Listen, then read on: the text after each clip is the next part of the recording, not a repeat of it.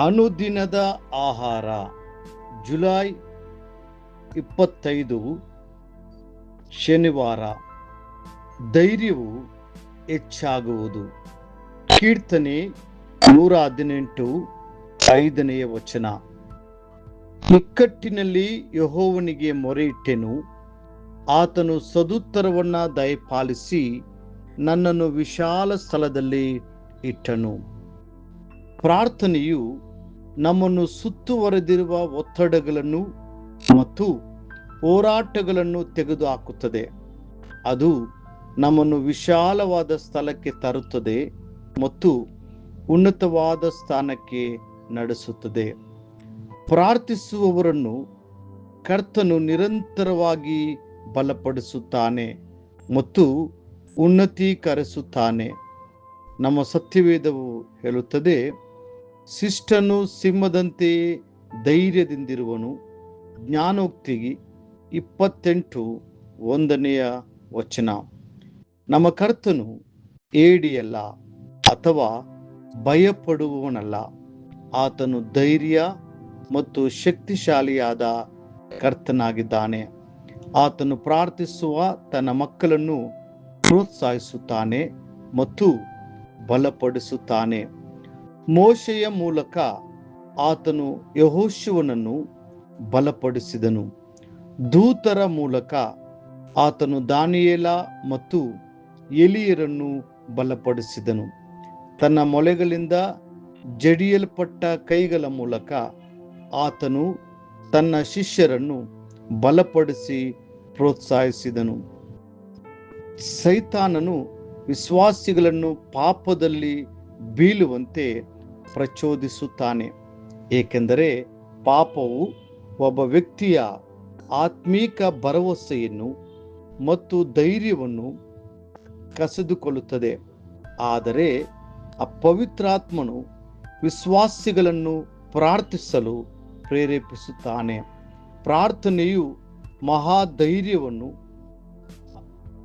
ಪರಲೋಕದ ಬಲವನ್ನು ಮತ್ತು ಕರ್ತನೆಗಾಗಿ ಪರಿಶುದ್ಧವಾದ ಆಸಕ್ತಿಯನ್ನು ತರುತ್ತದೆ.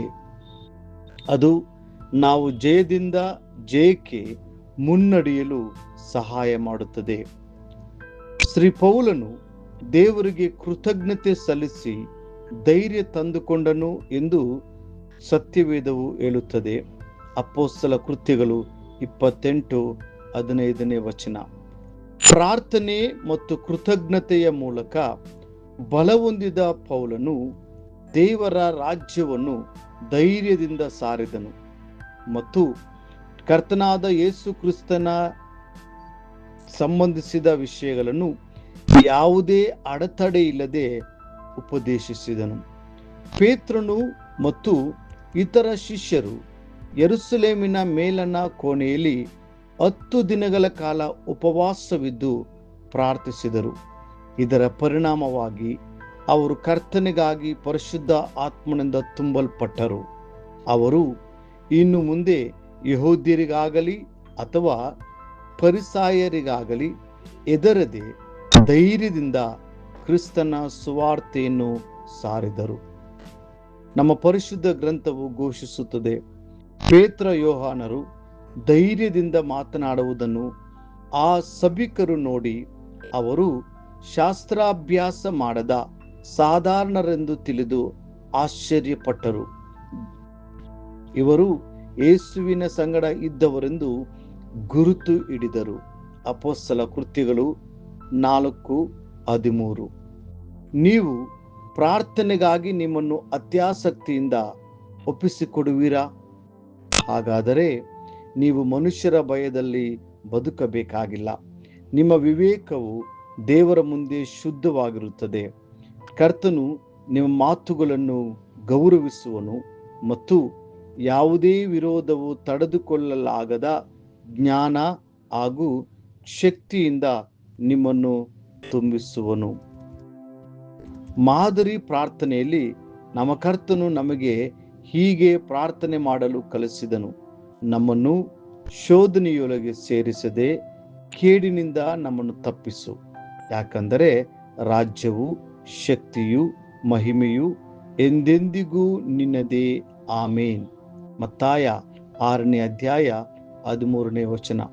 ಪ್ರಿಯ ದೇವರ ಮಕ್ಕಳೇ, ಕರ್ತನು ನಿಮ್ಮನ್ನು ಪ್ರತಿಯೊಂದು ರೀತಿಯ ಕೇಡಿನಿಂದ ಕಾಪಾಡಲು ಶಕ್ತನಾಗಿದ್ದಾನೆ.